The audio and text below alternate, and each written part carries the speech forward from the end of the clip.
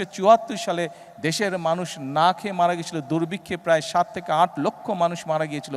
সেই বাংলাদেশেই আমরা দেখেছি শহীদ রাষ্ট্রপতি জিয়াউর সময় শুধুমাত্র খাল খনন করার ফলে, কৃষক সেচ সুবিধা পাওয়ার ফলে আমরা দেখেছিলাম কৃষির উৎপাদন দ্বিগুণ হয়েছিল এবং এই বাংলাদেশ থেকে অল্প পরিমাণে হলেও বিদেশে খাদ্য রপ্তানি করতে সক্ষম হয়েছিল এই বাংলাদেশ। প্রিয় ভাই বোনেরা, সকল উপস্থিতিবৃন্দ, আমাদের লক্ষ্য হচ্ছে এই দেশের শতকরা 40% মানুষ কৃষির সাথে জড়িত।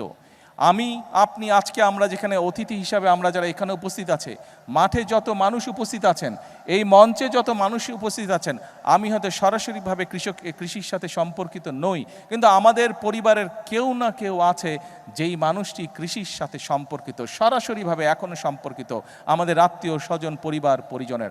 অর্থাৎ বাংলাদেশে আমরা যত মানুষ আছি, প্রত্যেকটি পরিবার, 4 কোটি পরিবার আছে, প্রত্যেকটি পরিবারের কেউ না কেউ কৃষির সাথে সম্পর্কিত।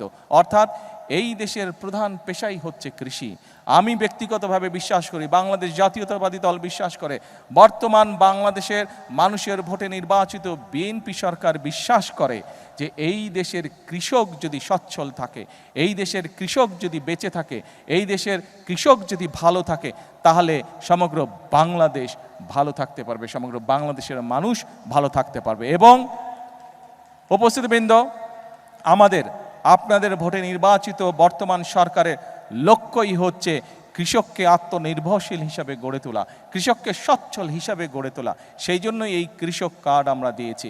এরই ভিতরে আপনারা নিশ্চয়ই অবগত হয়েছেন যে এই কৃষক কার্ডের মাধ্যমে আমরা কৃষকের কাছে চেষ্টা করব ইনশাআল্লাহ সরাসরি 10টি সুবিধা পৌঁছে দিতে, যেই 10টি সুবিধার মাধ্যমে কৃষক তার অবস্থান অনেক ক্ষেত্রেই পরিবর্তন করতে সক্ষম হবে।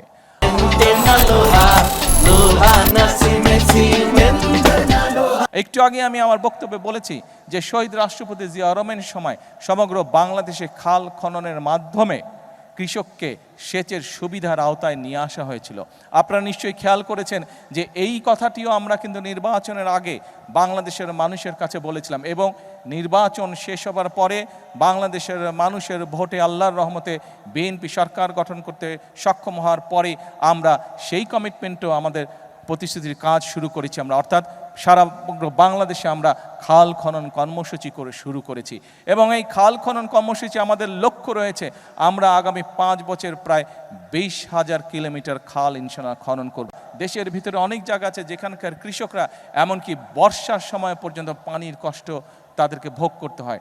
আমরা এই খাল খননের মাধ্যমে কৃষক ভাইদের কাছে, কৃষানী বোনদের কাছে আমরা সেই পানির সমস্যার সমাধান করতে চাই, পানি আমরা পৌঁছে দিতে চাই সঠিকভাবে তার কৃষি জমির জন্য।